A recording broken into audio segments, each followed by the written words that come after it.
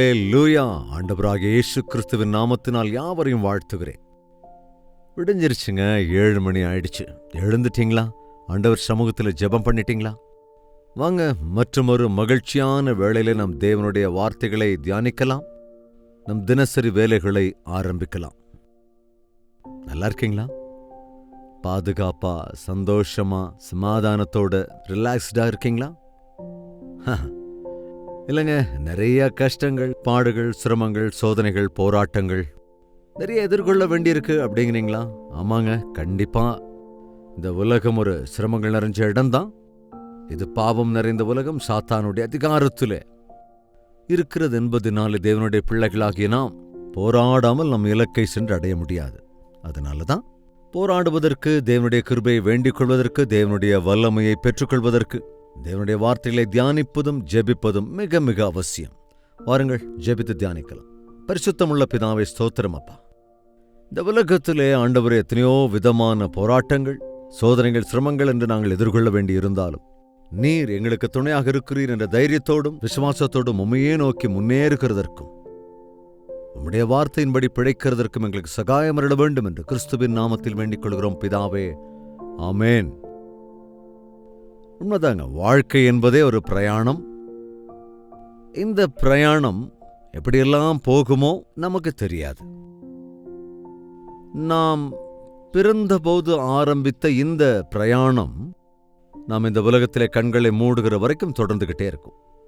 ஆனா நம்முடைய எதிர்காலத்திலே என்னவெல்லாம் நடக்குமோ, எப்படி இருக்குமோ, எந்த வருடத்திலே, எந்த சமயங்களிலே, எந்த நிலைமையிலே எப்படி இருக்க வேண்டும் என்பது நம்முடைய கைகளிலே இல்லை. காலச்சக்கரம் அவருடைய கைகளில் இருக்கிறது. காலங்கள் எல்லாம் அவருடைய கைகளில் இருக்கிறது என்று நாம் நம்பினால், நம்மையும் நாம் அவருடைய கரங்களில் கொடுத்து விட்டால், நமக்கினே எதை குறித்த கலக்கமும் தேவையில்லை.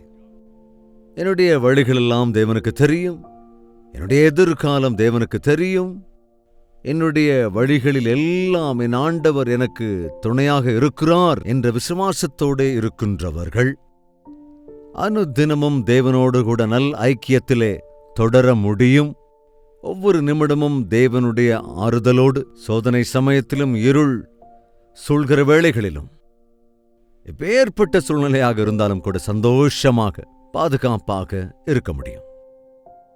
நாம் தேவனுக்கு பயப்படுகிறவர்களாயிருந்தால், தேவனை விசுவாசிக்கிறவர்களாயிருந்தால், நம்முடைய எதிர்காலத்தை குறித்தும் நாம் எதிர்கொள்ள வேண்டிய போராட்டங்களை குறித்தும் பயப்பட வேண்டிய அவசியமே இருக்காது.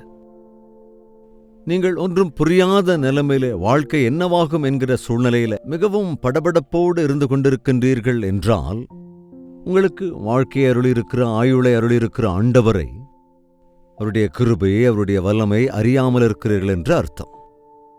நீதிமொழிகளின் புத்தகம் 4வது அதிகாரம் 18ஆம் வசனத்தை வாசிக்கிறேன், கவனிங்க. நீதிமான்களுடைய பாதை நடுப்பகல் வரைக்கும் அதிகமாய் பிரகாசிக்கிற சூரிய பிரகாசம் போல் இருக்கும். அதாவது பாருங்க, நடுப்பகலிலே பிரகாசிக்கிற சூரியனை போல. மத்தியானம் எப்படி இருக்குன்னு தெரியும்ல? காலையில லேசா வெளிச்சம் வரும், அப்புறம் அப்படி பகலாக மத்தியானத்துல சூரிய ஒளி அதிகமாக பிரகாசிக்கும் இல்லையா? அதே போலதான் நீதிமான்களுடைய பாதை என்பது அவ்வளவாய் பிரகாசிக்குமா. நாம் போக போக தேவன் தம்முடைய பிரகாசத்தை விஸ்தரிக்க பண்ணுகிறார். நம்முடைய வழிகளையெல்லாம் அவர் செவ்வையாக்குகிறார். நீ நீதிமானாக இருந்தால், நீதிமான் என்றால் நீதிமான் ஒருவனும் இல்லை, எல்லோரும் பாவம் செய்து தேவன் அருளிச் செய்கிற அவருடைய மேலான மகிமையை இழந்து போயிருக்கிறோம் என்று வேதம் சொல்கிறது. நம்முடைய சுயநீதி அவருக்கு முன்பாக கரைபிடிந்ததென்றும் கூட வேதம் நம்மை எச்சரிக்கிறது. அப்போ எப்படி நாம் நீதிமானாக ஆக்கப்படுவோம் என்று கேட்டால், நம்முடைய பாவங்களை நாம் அறிக்கை செய்வோம் என்றால், அவர் நீதிமானாய் இருக்கிறதுனாலே நம்முடைய சகல அநீதியினின்றும் அவர் நம்மை சுத்திகரித்து நம்மையும் கூட நீதிமான்களாக ஆக்குகிறார். 1 கொரிந்தியர் 6வது அதிகாரம் 9வது வசனத்திலே ஒரு பெரிய லிஸ்டே இருக்குங்க. இப்படிப்பட்டவர்கள் எல்லோரும் வேஷிகள், விபச்சாரர்கள், விக்கிரகாராதனைக்காரர்கள், பொய் சொல்லுவோர், ஒரு பெரிய லிஸ்ட். அந்த பெரிய லிஸ்ட் எல்லாம் இப்ப வாசிக்க நேரம் இல்லை. நீங்க வாசிச்சு பாருங்க. 6:9, 1 கொரிந்தியர் 6ஆம் அதிகாரம் 9ஆம் வசனம். உங்களில் சில பேர் அப்படிப்பட்டவர்களாய் இருப்பதினாலே உங்களில் சிலர் அப்படிப்பட்டவர்களாயிருக்கிறதுனாலே நீங்கள் கிறிஸ்துவின் இரத்தத்தினால் கழுவப்பட்டு பரிசுத்தமாக்கப்பட்டு நீதிமான்களாகவும் ஆக்கப்பட்டிருக்கிறீர்கள்.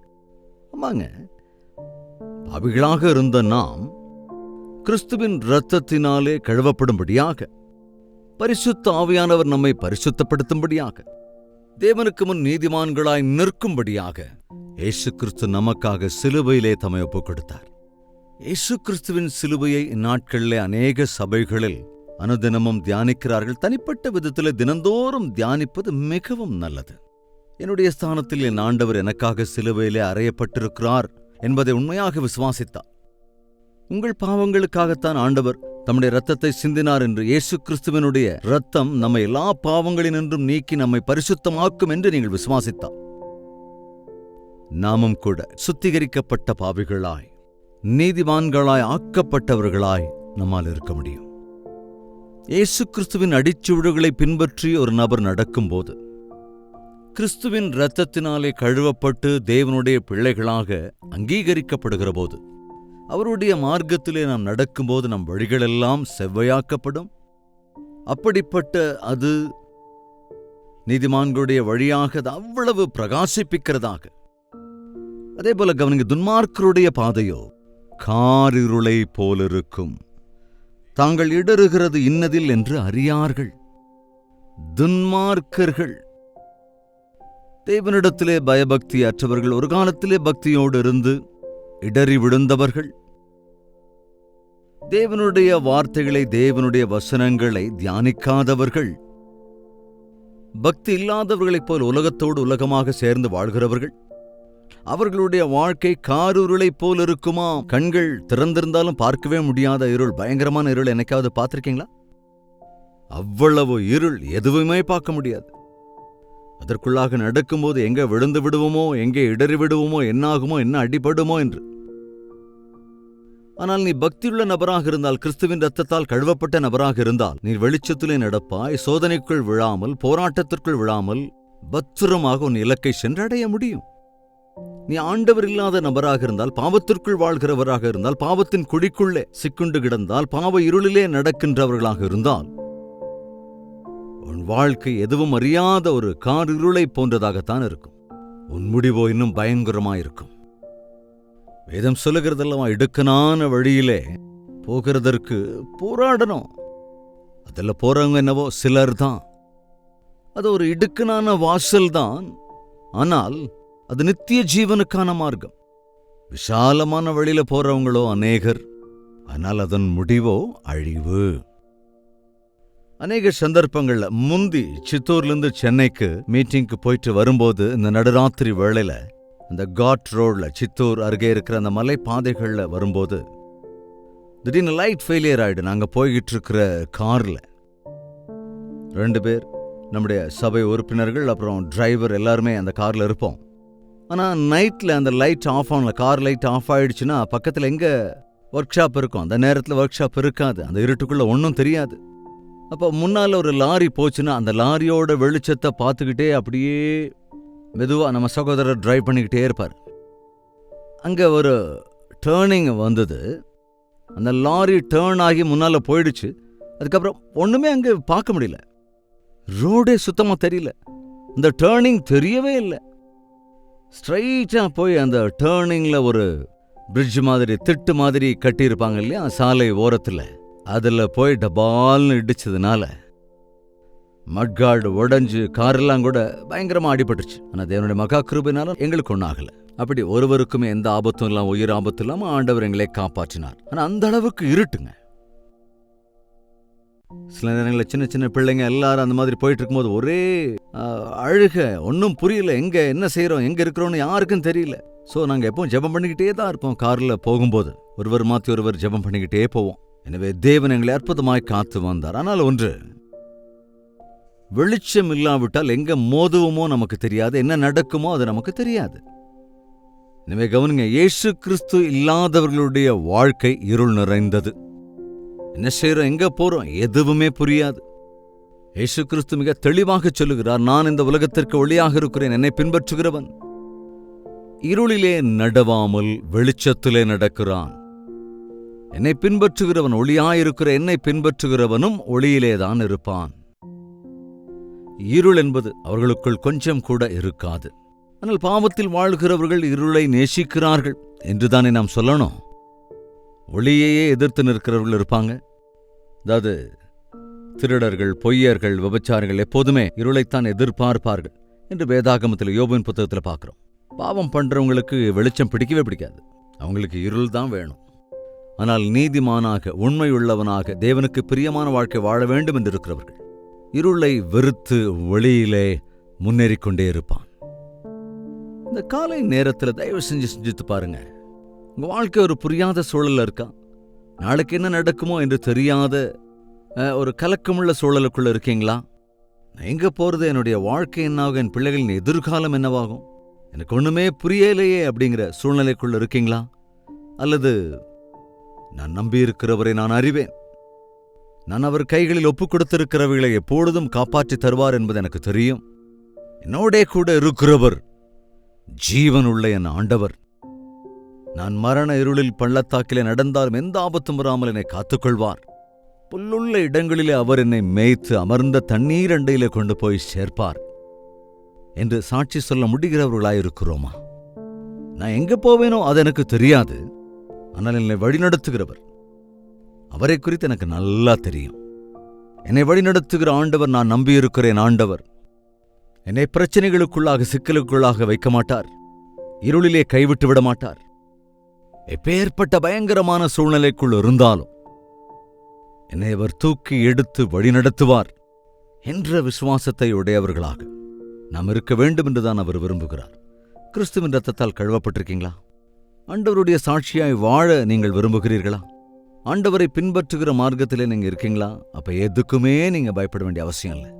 கவனிங்க, எப்ப எது நடந்தாலும், உலக சூழ்நிலைகள் எப்படியெல்லாம் மாறினாலும், எகிப்து ஜனம் முழுவதும் இருள் சூழ்ந்தாலும் கூட இஸ்ரவேல் ஜனமாகிய தேவனுடைய ஜனங்கள் வெளிச்சத்தில் இருக்கும்படியாய், எங்கு பார்த்தாலும் பஞ்சம் உண்டாயிருந்த போதும் தேவன் தம்முடைய ஜனங்களை போஷித்தது போலவே, உலகத்தில் என்னென்ன பிரச்சனைகள் இருந்தாலும் அவருடைய செட்டைகளுக்குள்ளாக நீ பத்திரமாயிருக்கும்படி நாம் அவரை விசுவாசித்தால், நாம் அவருடைய செட்டைகளுக்குள்ளாக மறைந்து கொண்டால், நாம் அவருடைய இரத்தத்தினால் கழுவப்பட்டவர்களாய் அவருடைய சாட்சியாய் வாழ்ந்தால், எதற்கும் நாம் பயப்பட வேண்டிய அவசியமே இல்லை. உன் பிரச்சனைகள் ஆண்டவர்கிட்ட சொல்லு. குழம்பி போன நிலையில இருக்கிறியா? வழியை காண்பிக்கிறவர் அவரே. தேவனுடைய மார்க்கத்தை விட்டு விலகி போயிருக்கிறாயா? வழிதப்பி போனவர்களை தேடி ரட்சிக்கவே வந்து என்று சொன்ன ஆண்டவர் உனக்காக தேடுகிறார். நீ கூப்பிடு.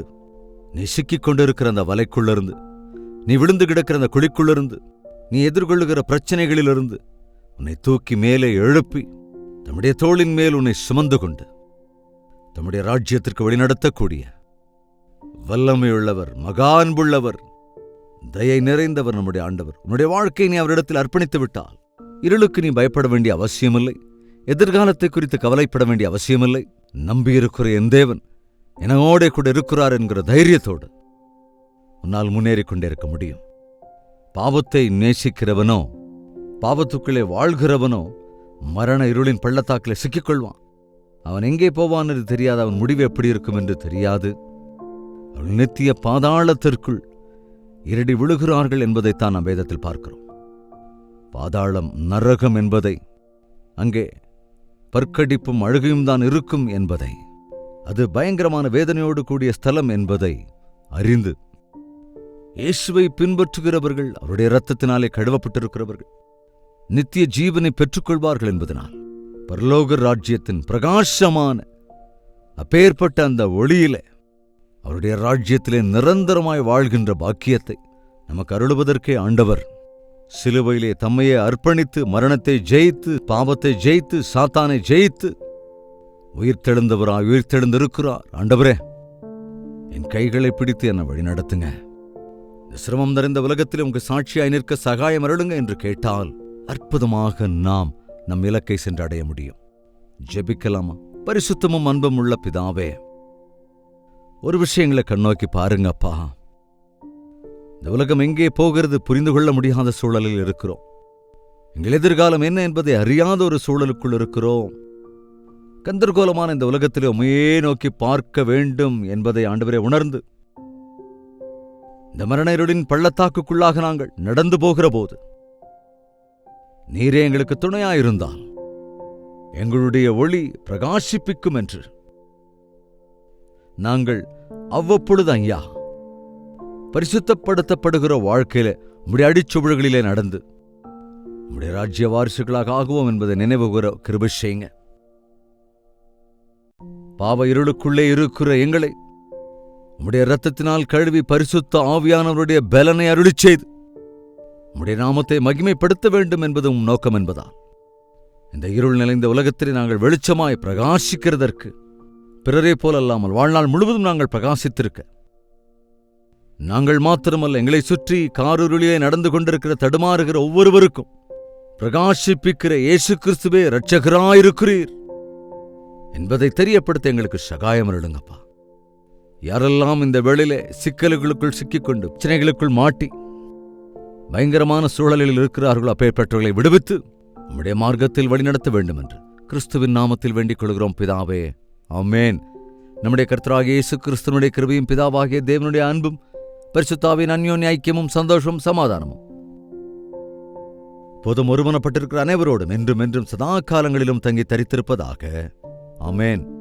தேவனுக்கு ஸ்தோத்திரம். உங்கள் ஜெப தேவைகளை 8939801234 என்ற நம்பருக்கு ஒரு டெக்ஸ்ட் அல்லது வாய்ஸ் மெசேஜ் மூலமாக வாட்ஸ்அப்பில் அனுப்பி தெரிவிங்கள். உங்களுக்காக ஜெபிக்க நாங்கள் ஆயத்தமாக இருக்கிறோம். எங்கள் பிற தேசங்களில் இருந்தால் 91000088 என்ற நம்பருக்கு உங்கள் ஜெப தேவைகளை அனுப்பி வையுங்கள். ஆண்டவருடைய கிருபையினாலே தொடர்ந்து நடத்தி வருகிற நம்முடைய ஊழியத்தில் அநேகர் ஆசீர்வாதத்தை பெற்று ஆண்டவரை மெய்யான தேவன் என்று ஏற்றுக்கொள்கிறார்கள், ஆசீர்வதிக்கப்பட்டிருக்கிறார்கள். அவர்களை பார்ப்பதற்கும் தேவனுடைய வார்த்தையை நேரடியாய் கொடுப்பதற்கும் நீர் தந்த பாக்கியத்திற்காக நான் துதிக்கிறேன், ஸ்தோத்திரிக்கிறேன்.